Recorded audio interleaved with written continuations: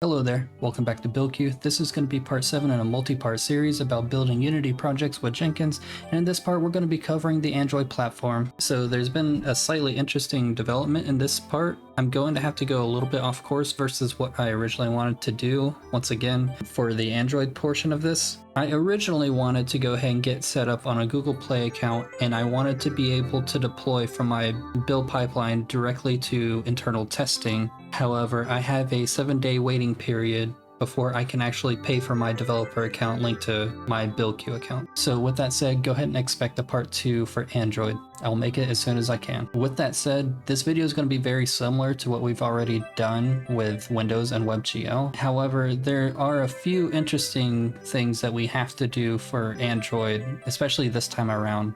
There's a issue that doesn't normally happen that's currently going on with the latest LTS version. So if you're watching this in the future, this has probably already been resolved. But instead of explaining the issue, let me just go ahead and show you guys the current issue. So I went ahead and opened up my Unity project here. I'm going to go to File, Build Settings. I went ahead and swapped the platform over to Android. I'm going to go to Player Settings. I'm coming here to the Android portion of the player settings and other settings. Navigate down to Target API, and the highest installed, it may be different for everybody, but the highest that is installed for me currently is API level 35. So I'm going to select this. After I select this, I'm going to go ahead and close this out. And now I'm going to try to build. I'm just naming this testgame.apk, and I'm building out to a normal directory within a builds folder. Replace the one that currently exists, and let's see what happens. After waiting a little bit of time, the build ended up failing. So I apologize if this is a little bit hard to see. I'm looking at the console log here, and it says here, warning, we recommend using a newer Android Gradle plugin to use compile SDK 35s. So basically our target API version for Android, it's not building correctly. There's an issue with Android Gradle plugin that's currently installed with the Android SDK. It's not compatible with the latest versions of the Android API. So we have a few options here. One, if you absolutely need to target Android API level 35, then you will most likely have to go through Android Studio. It's a completely separate application, different piece of software, and you'll have to download the latest SDK, and you'll have to make sure that your Unity editor is pointing to it. You can either replace the contents of the default Android SDK that's already set here in Preferences. Like if you go to Edit, Preferences, go to External Tools, there's an Android SDK's tool path here that is listed. It's a rather hacky way to put things together, and I don't want to have to rely on that for a build pipeline. The less manual intervention that I have to do with anything on the Jenkins server, the better. So what's going to work right now is if we target API version 34, which is the second option, that should still work. But let's say we don't necessarily want to control that through the player settings. There are other ways to do this, and we will use that and incorporate it into our build pipeline. And just for proof that it works at API level 34, I'm going to set it to API level 34. I'm going to come back to the build settings. I'm going to build, replace the one that already exists.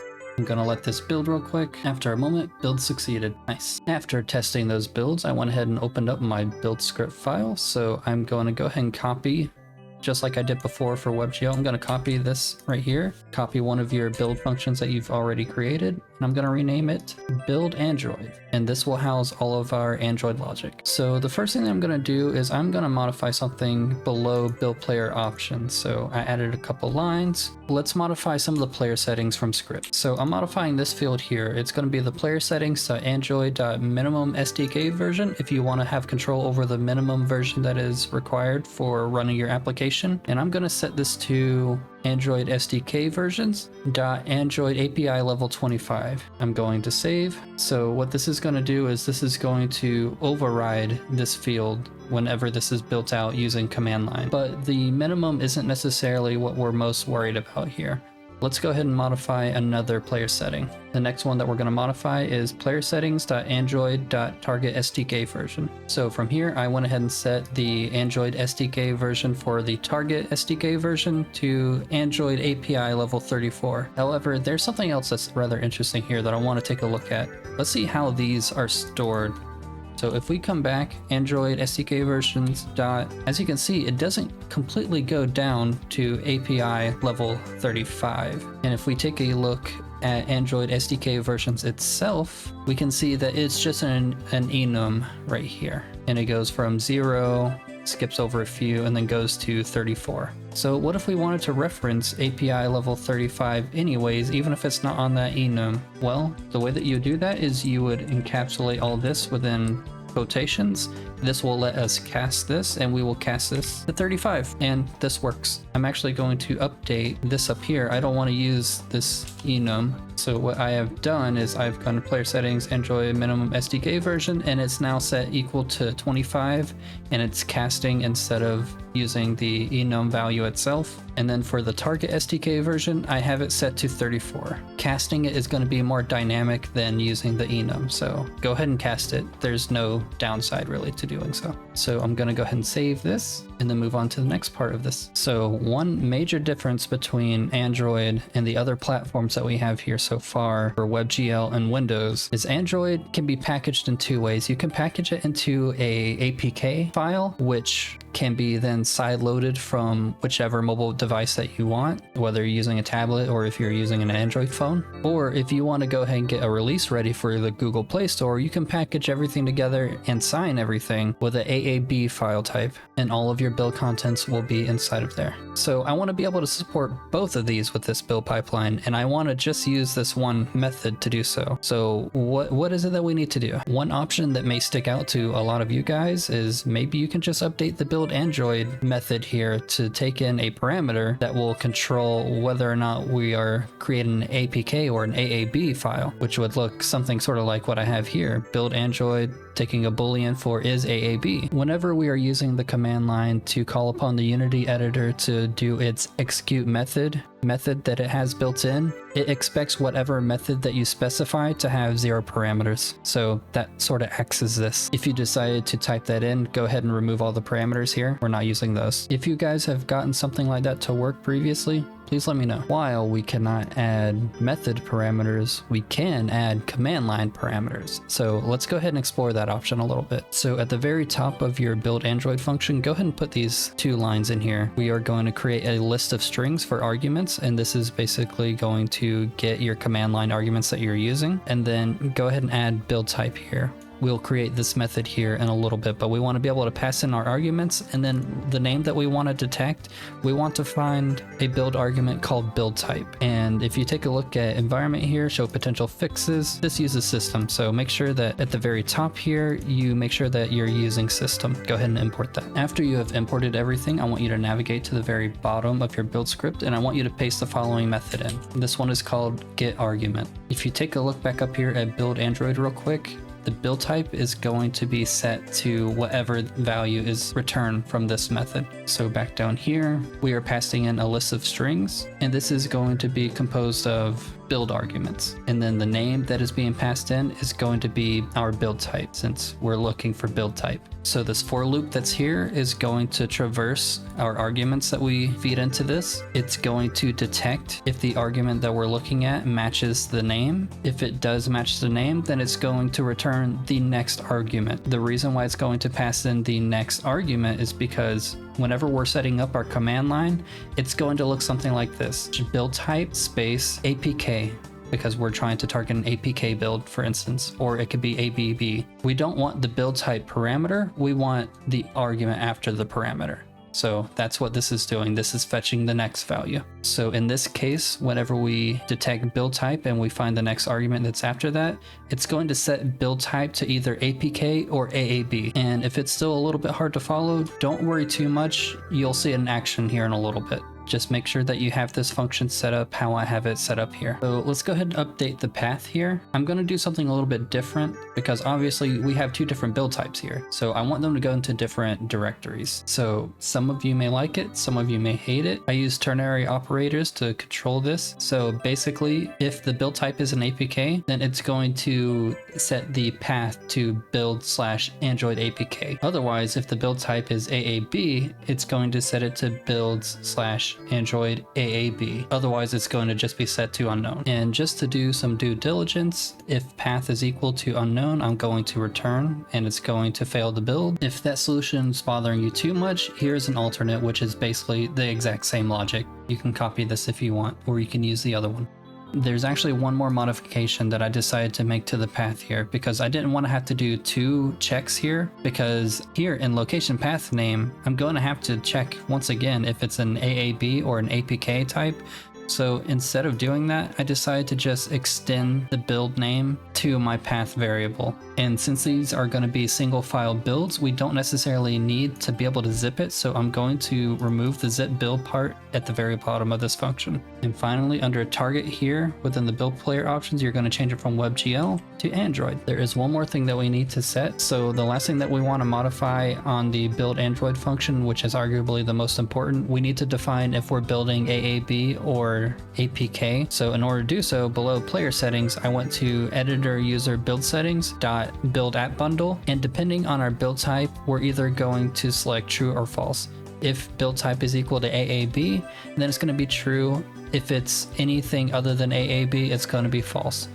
And I don't mind catching cases that aren't AAB or APK, because up here, whenever we specify path, it's already doing that check there for us. So by the time that build type is fed into this part, it will either be AAB or APK. So we're done setting up our build function. So as is tradition, let's go ahead and test things out in command line. Once again, make sure that your Unity editor is closed first. So I went ahead and opened up git bash, and if you want to check your history, if you've been following along, you can probably just press the up arrow key and you can modify something that already exists in here. The only difference here is here at the very end, well, before the log file, I added another parameter here. And I also changed build-script.build WebGL to build Android. So make sure that you're calling on the correct function here. I set build type here to APK. It is used just like a build parameter that we would use for any of the other Unity commands, such as -quit, -batch mode, -project path.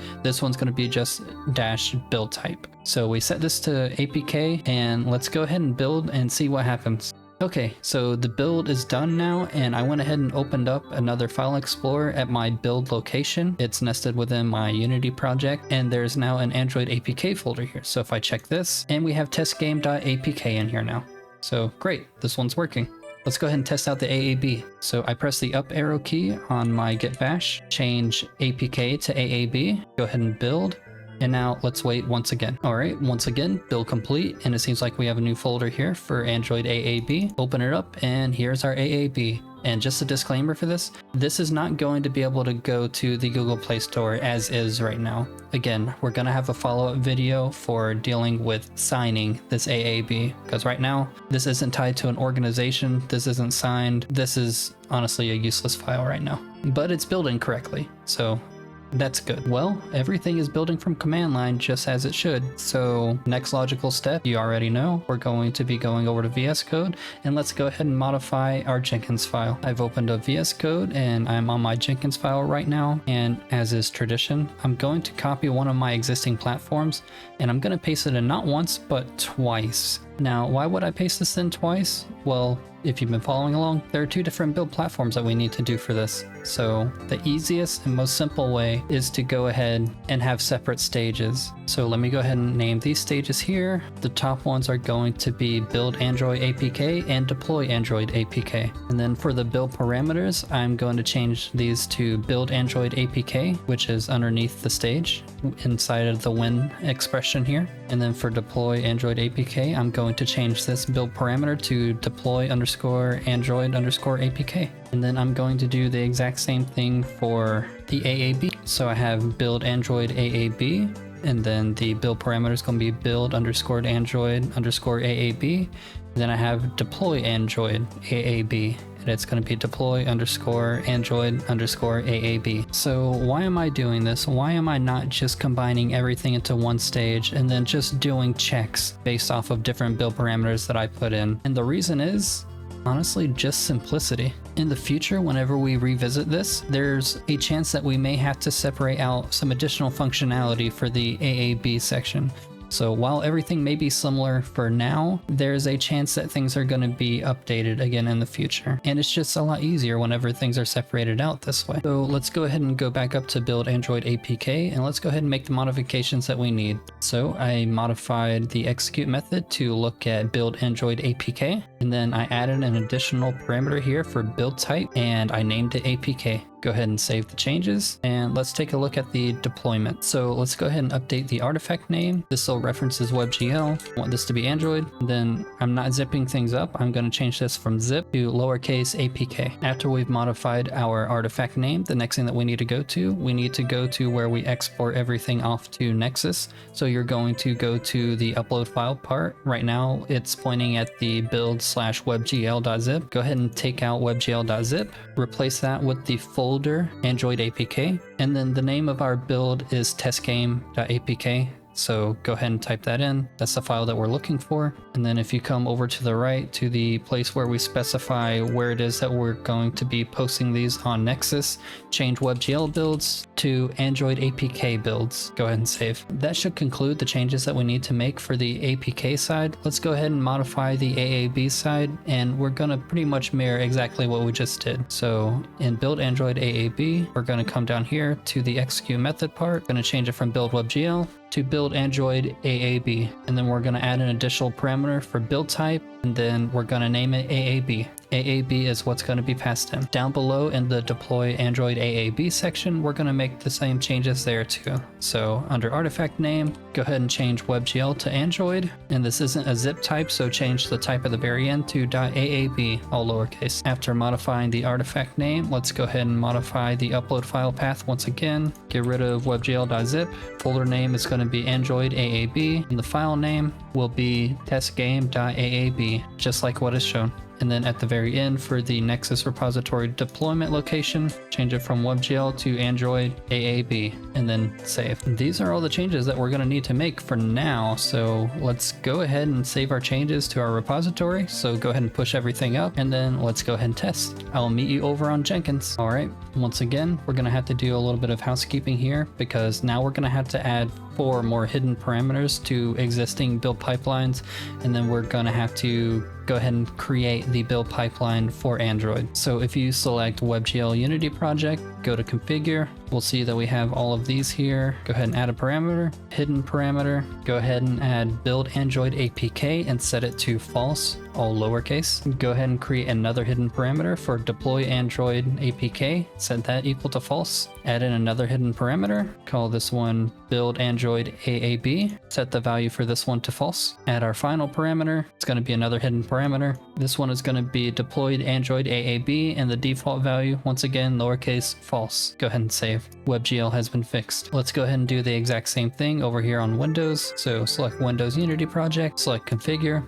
add in a hidden parameter, and just insert the same information that you put on WebGL. I won't repeat it all. Just make your changes and then go ahead and save. So I went ahead and made those changes to my Windows Unity project, but I noticed something on my WebGL Unity project, so I'm going to go to my configuration here. I need to change the description to say WebGL instead of Windows. So if you didn't make that change too, go ahead and make that change if you want. After all the maintenance has been done on all of our pre-existing build pipelines, I'm going to go ahead and create the new one. So create new item. I'm going to copy from WebGL Unity project. I'm going to name this one Android Unity project, and this will handle our AAB and APK Android builds. Select OK to create. Change the description to Android. I'm going to modify the parameters here at the very top. So build WebGL is going to be build Android APK, and then the next one is going to be deploy Android APK instead of deploy WebGL. At the very bottom, I'm going to remove these hidden parameters that are related to Android. I'm going to add a Boolean parameter. This one's going to be build Android AAB. I'm going to leave these false for now. And then I'm going to add another Boolean parameter called deploy Android AAB. Leave that false also. And I'm going to drag these closer to the top. I always like to keep my hidden parameters at the bottom. So if you want to move things around, just select the hamburger navigation menu icon here and just move it up. I want to add back in another hidden parameter. The first one's going to be called build WebGL. The default value is going to be false. The second one is going to be called deploy WebGL, and it is also going to be false. After I make these changes, I want to go ahead and save, and we're ready to test things out. So I'm going to select build with parameters. I'm going to keep the top one checked for build Android APK, and then I want to go ahead and deploy Android APK. I don't really want to worry about AAB right now, so I'm going to select build. Let's see what happens. And we have a failure. So don't panic. Everything's going to be okay. Let's go ahead and read the logs and see exactly what happened. So you select the job number, you select console output. Let's scroll to the bottom and scroll up to a little bit, see if we can find the error. And it says execute method build Android APK and class build script cannot be found. Oh, I see what we did. So if we come take a look at our build script, it is called just build Android. We didn't separate it out between build Android APK and build Android AAB. So let's go ahead and modify our build pipeline scripts to go ahead and account for that change. So let's go ahead and change where it says build Android APK and build Android AAB for each of the respective jobs. And let's just change it to build Android and everything should work. So I'm back over here on my Jenkins file, and let's go ahead and find, here's the execute method. Let's go ahead and take this off, and now it's just buildscript.buildAndroid instead of buildscript.buildAndroid APK. Let's scroll down to build Android AAB, and let's do the same thing here. Change it to buildscript.buildAndroid, not build Android AAB. Go ahead and save this. And now you want to go ahead and reflect these changes in your repository. So go ahead and push up to your repository, and then let's try running the job again. I'll see you over on Jenkins again. I bet that some of you caught that early on and were probably yelling at me. So you can count on mistakes happening whenever you're putting together your own build pipeline. It's very rare that things work the first time around. So just make sure that you don't panic, read the logs. Typically the solution's rather simple. Sometimes it's not, but you'll cross those bridges when you get to them. So let's go ahead and build once again with the same parameters. So we are going to build and deploy Android APK first. So let's see what happens here. All right, so after a couple minutes, it seems like everything has successfully built and deployed. So let's go ahead and verify those changes over on Nexus. So I went ahead and signed in. So I'm going to go to browse. I'm going to find the repository named Jenkins Unity test. And at the very top here, we can see Android APK builds. And here's our timestamp build for our Android APK. Great. Let's head back over to Jenkins. Okay, so now that I'm back over here, I want to do the same thing, but I want to do the Android AAB. So the thing that I really like about this pipeline is I can just configure it to run whichever I want. If I truly want to, I can make one giant master pipeline to control every single one of these builds. Like I can do WebGL, I can do Windows, but for now, I'm just gonna do build Android AAB and deploy. So I'm gonna select those two, press build, and let's wait again. Okay, and it seems like it only took about half the time to build this time since we did a Android build previously for our previous job. And it seems like the deployment also works. So let's go ahead and check our Nexus repository.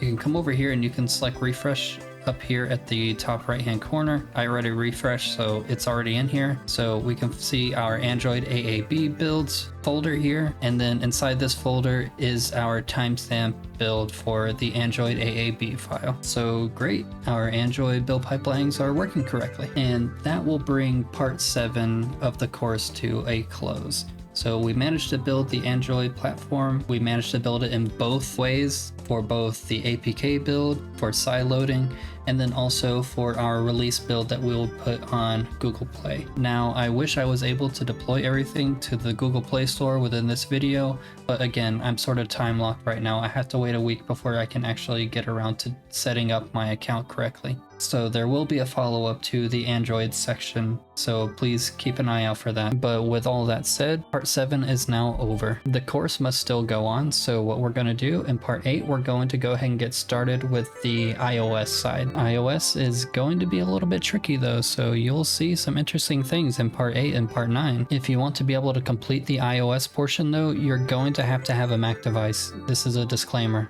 Either a MacBook, Mac Studio, Mac Mini, whichever. And if you fear that you're going to be gatekept from the rest of the series just because we're going to be moving on to iOS, don't worry, I'm going to make sure that nothing critical is put into the iOS section that's going to affect any of the other build platforms. So Windows, WebGL, and Android, they should still function just fine if you pick up the course after the iOS part.